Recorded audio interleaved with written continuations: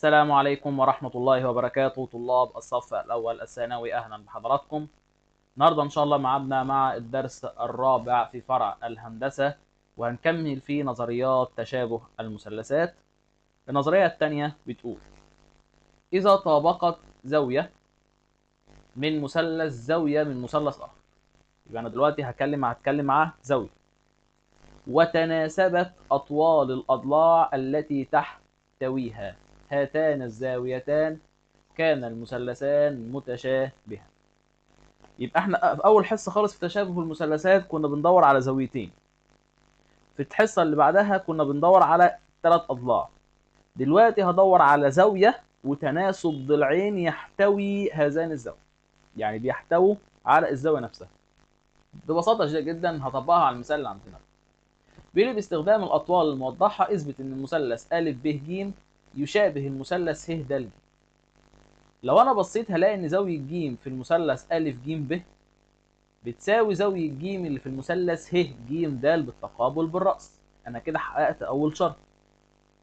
لو بصيت على زاويه ج، ايه الاضلاع بتاعتها؟ ج ا وج ب، والاضلاع اللي في المثلث الثاني اللي هو عباره عن ج د وج ه. لو الاضلاع دي متناسبه في الحاله ديت يبقى المثلثان متشابهان. طب تعالى كده هنقول البرهان ازاي بتاعنا. هنقول دلوقتي المثلثان ا ب ج وه د ج فيهما رقم واحد، أنا عندي قياس زاوية أ ج ب بتساوي قياس ه ج د، ده بالتقابل بالرأس. أول حاجة خالص الضلع بتاعنا اللي هو مين هنا؟ ج أ أهو، على الضلع اللي قباله اللي هو ج ه، ج أ على ج ه، يبقى 2.5 على 7.5 اللي هي عبارة عن التلت. والضلعين التانيين ج ب على ج د، يبقى 3 على 9 اللي هي التلت. يبقى إذا المثلث أ ب ج يشابه المثلث ه د ج، وده المطلوب إثبات. هو بيقول لي بعد كده هات لي طول أ ب. طب ما أنا خلاص أنا كده عندي أ ب الضلع اللي بيناظر ليه 12، وأنا معامل التشابه عندي 3، يبقى أ ب هيساوي 12 على 3 يبقى بيساوي 4 سم. مثال بسيط جدا، والتطبيق بتاعه يعتبر مباشر. بدور على زاويه وضلعين. لو بصينا على المثال اللي عليه الدور، بيقول لي المثلث ا ب ج، ا ب ب 8، ا ج ب 6، ب ج ب 10. لو بصيت هنا هلاقي اصلا يعتبر المثلث قائم الزاويه. طب تعالى نرسم اضلاع.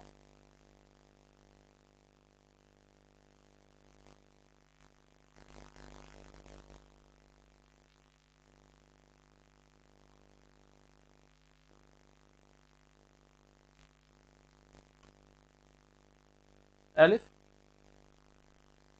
ب ج، بيقول لي ب ج ده ب 10، ا ب ب 8، ا ج ب 6. بعد كده بيقول لي د بينتمي ل أ ب، بحيث إن أ د دي ب 3 سم، ده كله أصلا ب 8 يبقى ده 5 سم. وقال لي إن ه بتنتمي لأ ج، بحيث إن ه ج ب 2 سم، وده كله 6 يبقى ده كده ب 4. هنوصل الضلعين دول ببعض، د ب ه.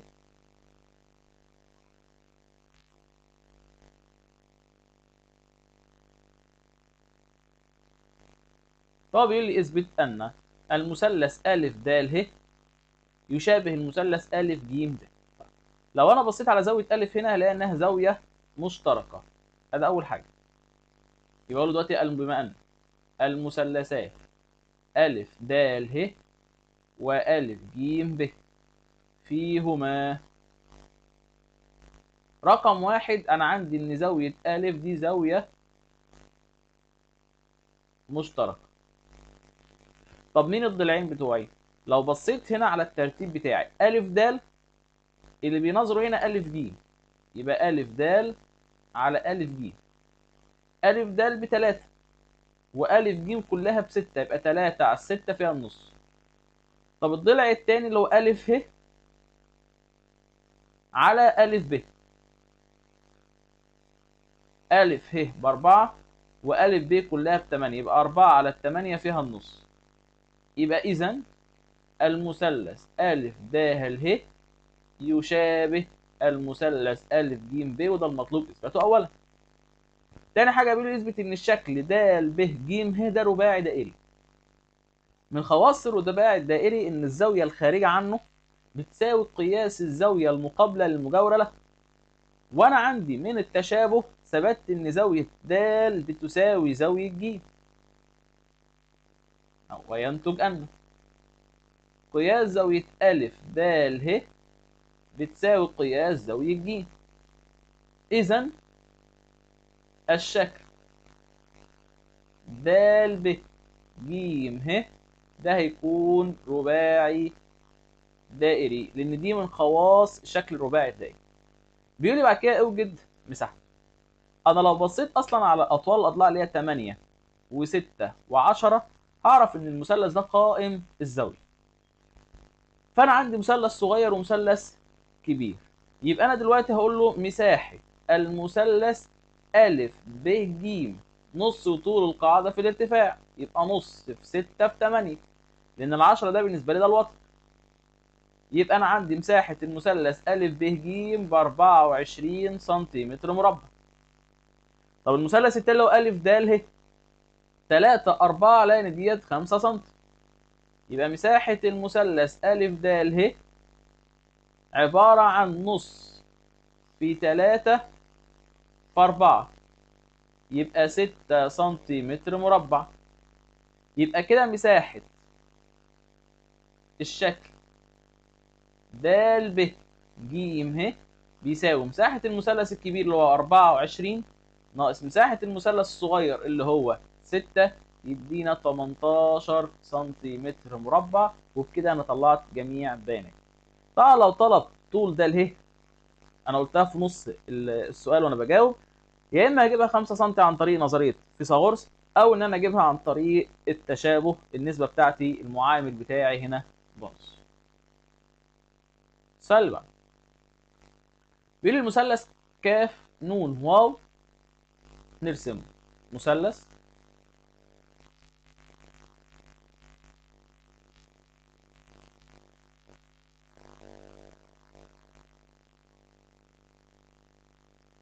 ك ن واو ميم تنتمي إلى ن واو، بحيث إن ن ميم ب5 سم.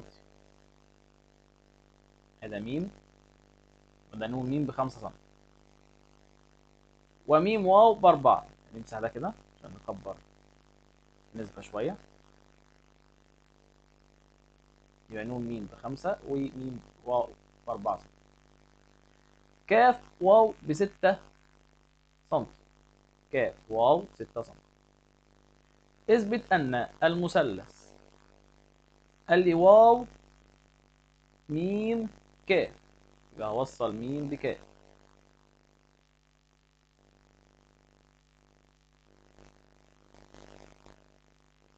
يشابه المثلث واو كاف ن. يبقى أنا بدور على المثلث ده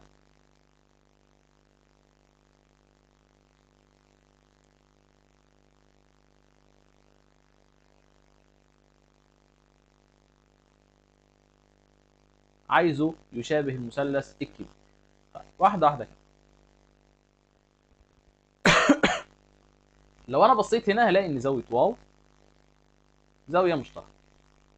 يقول له بما أن المثلثات واو ميم كاف وواو كاف ن فيهما، أول حاجة عندي إن زاوية واو زاوية مشتركة. طب تاني حاجة، شوف الضلعين عندي هنا، الضلع الأولاني واو ميم وهنا واو كاف، يبقى واو ميم على واو كاف.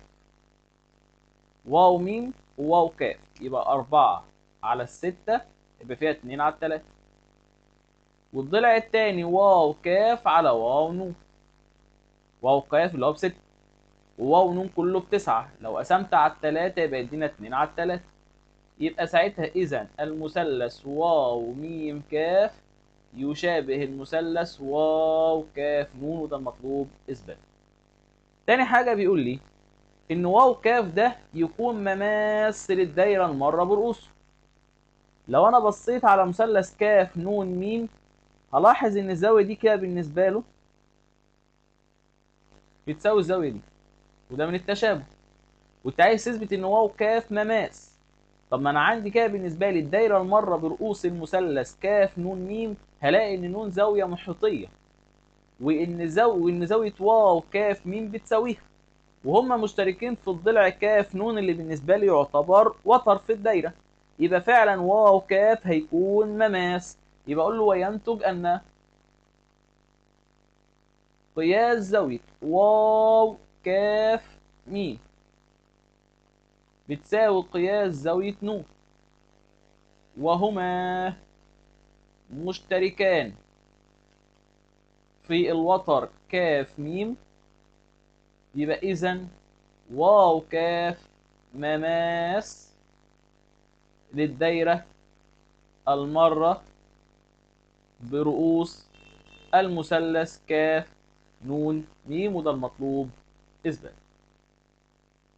نشوف المثال اللي عليه الدور. بيقول لي هنا أ ب ج د شكل رباعي مرسوم داخل دايرة تقاطع قطرها أ ج وب د فه، واداني النسبة اللي قدامي هنا دي. طيب عايز اثبت ان المثلثين دول متشابهين. واحده واحده كده وببساطه.